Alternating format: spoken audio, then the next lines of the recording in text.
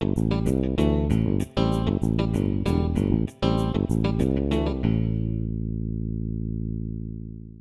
video on putting up crown molding. So we're going to start, this is an alcove. Usually these would be fairly easy. You would just have a 90-degree cut here, a 90-degree cut here. You just need to make an extra accurate measurement. But here we've got a 90-degree inside turn, outside turn, and then a 90-degree back to that wall. So I prefer to take all my measurements ahead of time. There's sometimes you want to overcut and then kind of walk in, particularly if materials, you don't have that much material. But I've already measured all these. And we also have that over there to do. But I've taken this measurement and I write things down like this is 63. It's a little over 63, but instead of doing 63 in a 32nd, I usually do just 63 plus. All right. Sometimes it might be 63 3/16. I'll just say plus because a lot of people get confused when you start talking 30 seconds.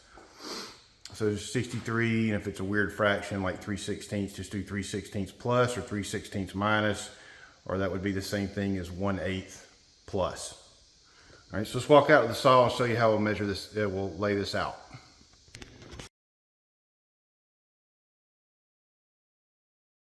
So I'm well aware there are two ways you can cut crown.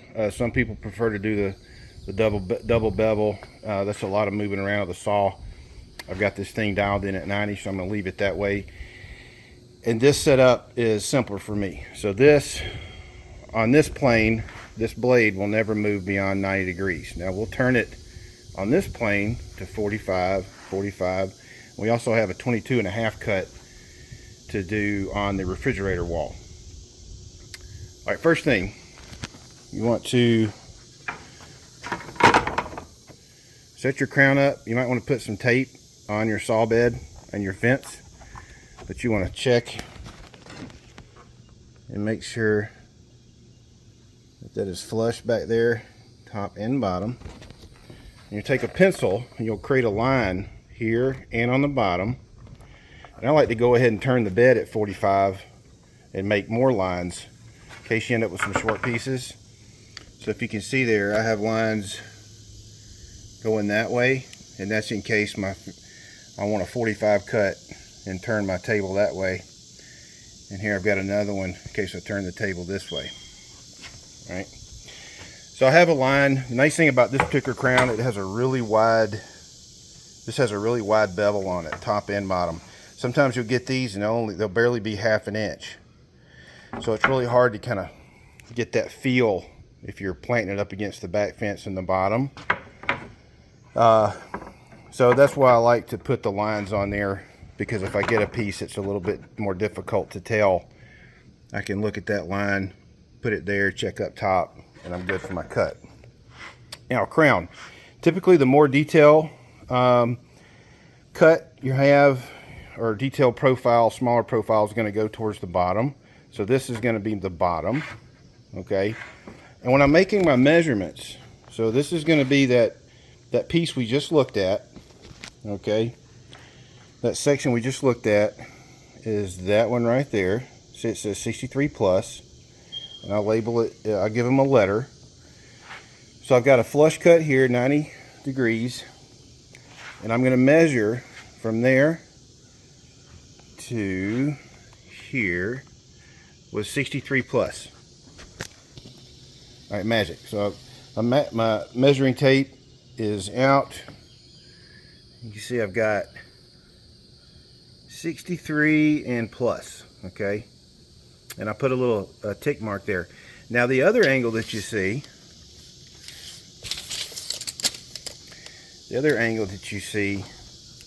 is a note to my brain, because I'm going to turn this piece upside down. The way I'm cutting this, I'm turning it upside down. It tells my brain when I turn this upside down, that's the way my saw needs to be going. Because right now it's oriented like I'm looking at it from the floor. All right, so I know this is an inside cut, so I need to see the meat of the wood. All right, this is going to be an inside cut, So I'm just going to make a little mark right there. Let me know that that saw, when I turn it upside down, I don't have to keep pulling the piece off and turning it up and wondering if I got the right angle on my saw. That's going to tell me. Okay.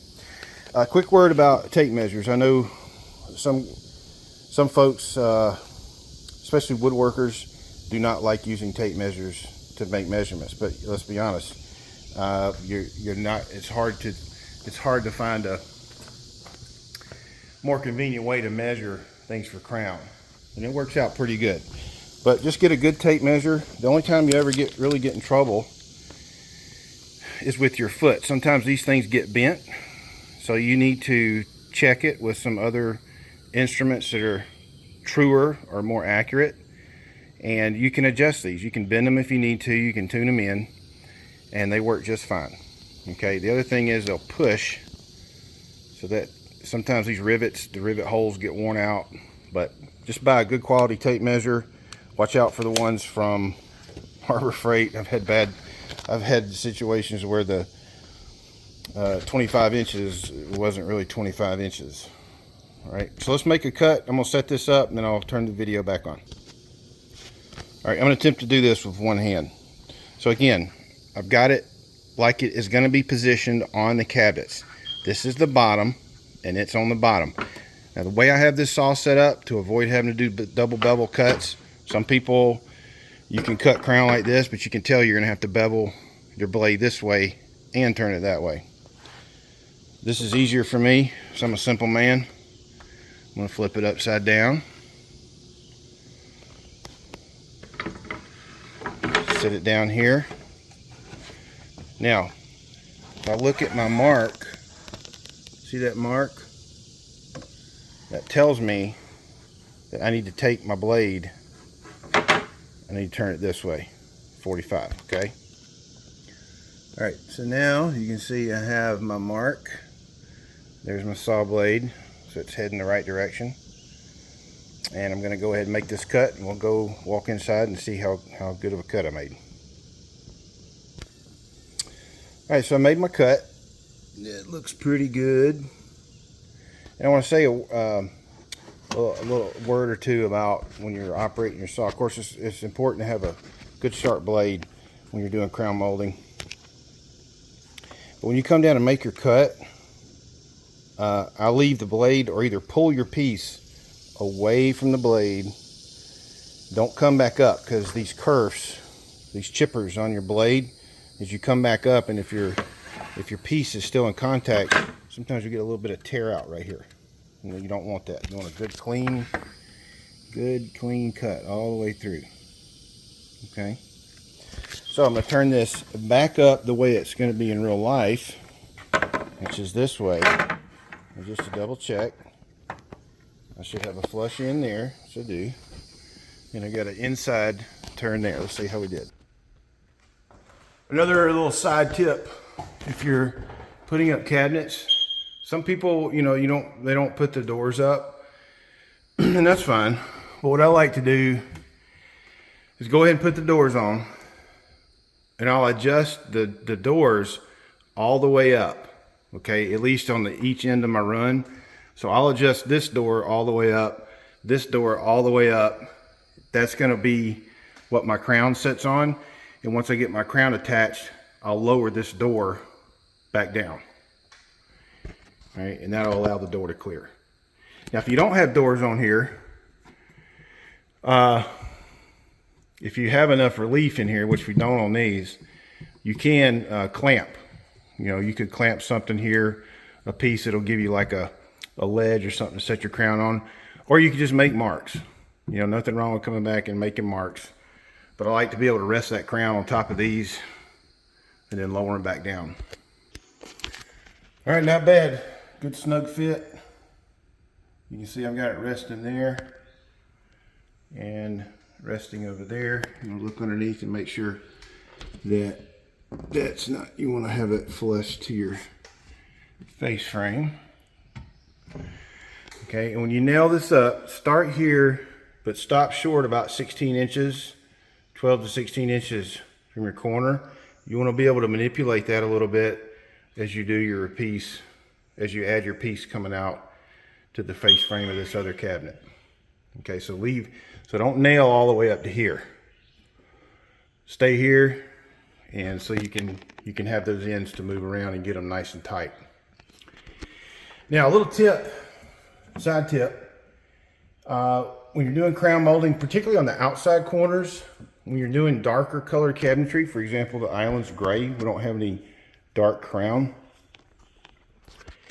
But take a touch-up marker, or if you have touch-up paint, and paint just the outside lip of this right here. Just maybe the last 1/8 of an inch is all you need. And what that'll help you do on darker colors, because the wood's going to be lighter, it's either going to be poplar or maple, it may even be MDF. If you don't paint this last 1/8 of an inch on this face right here, the end, then that line is going to be bright, and it'll show up a lot more. Now, you could caulk it if you've got enough paint to do that, but that's really work you shouldn't have to do if you make good cuts. Just put a little bit of paint on the inside of there, nail that corner together, and keep moving. All right, and the rest of it, we'll just repeat the same process, except you'll have an inside to an outside, okay? And that, you keep that straight. When I've got my measurement already, so we'll do this next one on video, because we've got an inside to outside cut, and I'll show you how helpful just making those little slashes are in reminding me how the saw blade needs to go with the method that I'm using on the miter saw. So we'll go ahead and measure that small piece there, and then we'll just repeat that process for the rest of the crown. Not much anything different. This is a bevel cabinet. The only thing that's going to be different here is it'll be a 22.5 instead of a 45. We're going to make a 22.5 degree cut there. Okay. Now, to be honest with you, this piece here in the middle is a little bit tricky. A lot of times I like to cut it first just to make sure I get an exact fit where I have, I don't know if you can see that line, I think they're put together pretty well, but make sure I have an exact fit where my cut's supposed to be, and make sure that lines up with the outside of my stiles. And then I'll fit these other pieces as I need to. Okay, so I'm going to use this piece, my leftover from the piece I just cut, or from the run that I just cut. We're gonna make this be our inside, so I need to just trim this. I don't have to measure anything. I'm just going to put a mark right there, and that's the way I want my saw blade to go. Inside cut. Okay, again, this is, right now I have it the way it's going to go on the face frame of the cabinet. So I'm going to trim that, and then we'll measure over to our outside cut, and I'm going to put a mark that way. So notice these are parallel. When you go inside to outside, they're going to be parallel cuts. Okay. All right, so I just made my cut. This is upside down. I didn't have to measure anything. So I'm going to flip it back over this way. Now I've got to measure. I'll turn these over typically. Be careful. You might want to put a towel or something out. If you get a good lacquer finish on these things, as long as you're careful, you can measure them this way. You can turn them upside down. They won't scratch. So I'm going to measure from that tip to here, and that needs to be right at 12 inches. Okay. All right, so I measured 12 inches here to there, and I flipped the piece around, and notice I put an X out here to remind me where my saw blade needs to go. All right. You know, I always keep some small combination squares on me for transferring marks. If you do this enough, you'll get pretty good at transferring stuff. So typically what I'll do is I'll just take that mark right there, and I'll move it to the front. Okay, just like that. See, I've taken that mark, and I just put a little tick mark there. Now which way does my saw need to go? Inside cut, outside cut. So I need that one to go that way. Okay, like that. So now when I turn it upside down, can look at my mark, and I see that my saw blade needs to go along with my mark, and it's already set up for me. Perfect. All right, you see I'm a little bit shy of my back mark, so I'm going to shave a little bit off. This is okay, and it's actually a good thing to do. Go ahead and make that complete cut. That leaves you a clean end there if you can use it. And you can always take wood off, but the wood extenders are in short supply. So walk into that cut. There's no problem with that. Oh, I haven't nailed anything in place. This is just sitting up there. And I've got a good joint there. Sorry for terrible camera work. And you can see I'm just a little over there. Get my fat fingers out of the way. You can see I'm just a little over there. And again, that's okay. Walk back outside and make another cut. If you get short on these on the outside, you can get away with a little bit more on the inside cut. If you needed to, you can come back in here and caulk that up. Even if you had a little bit of a space there. It's more important that you make this outside. This is going to show up a lot more. This outside corner, more so than the inside. Right. So we'll shave a little bit off and come back and start nailing. Okay, that's better. That's much better. And if I need to, I can pull apart just a little bit in there if I need to. The other thing is, you notice on some of these, there's a little bit, even after putting the skins on, there's a little bit of relief. So that's going to mess up some of your angle there. So just be aware of that. Leave this end. Don't nail that solid yet. Nail it up here in the corner. You want to be able to manipulate that a little bit. Okay. Actually, I think what I'm going to do, and I forgot to mention this. So if you notice that, see how that relief is? So it's going to throw your angle off a little bit on this outside corner. You can come back in here. This piece, you can shave that, make that cut, come back to here. Maybe, whatever this relief is here, maybe a 1/16 of an inch. You can cut that a 1/16 of an inch short, and that'll keep your run. That'll keep your line. You can come back and caulk underneath that, okay? And then do touch-up paint or something. That's another option. All right, next piece, going over the fridge. I'm gonna cut that. Can't complain about my work area today. It's very nice. So, that's my 90-degree side. This is gonna be an outside corner on this end. All right, I've got 38 and 3/8 plus marked right there. Again, that vertical line is my measurement. The one to the right, the angle one, is just to remind me which way my blade needs to go when I turn this upside down. So, sorry, there's how I record my measurement.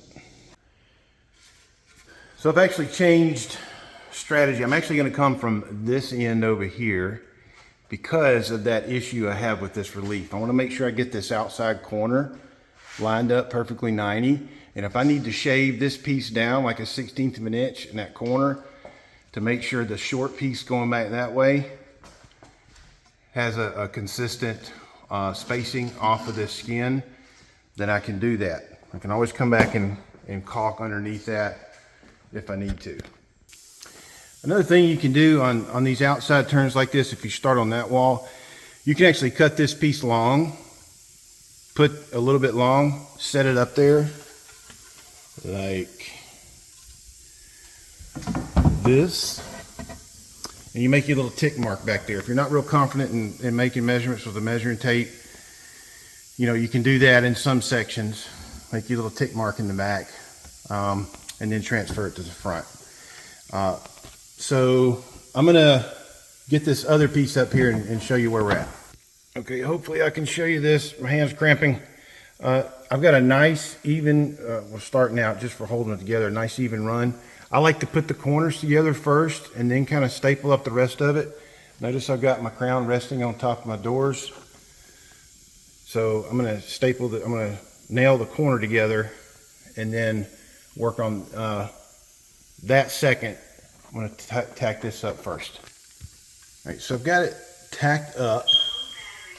Okay, I don't know if you can see prefer to use pin nails. I'm doing this. Those are easily filled in with a touch-up wax stick.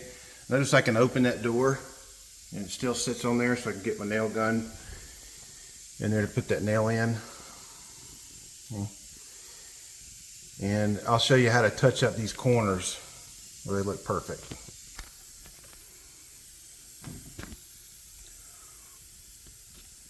Alright, I'm going to pull that together, nail that in. I've got the inside the way I want it.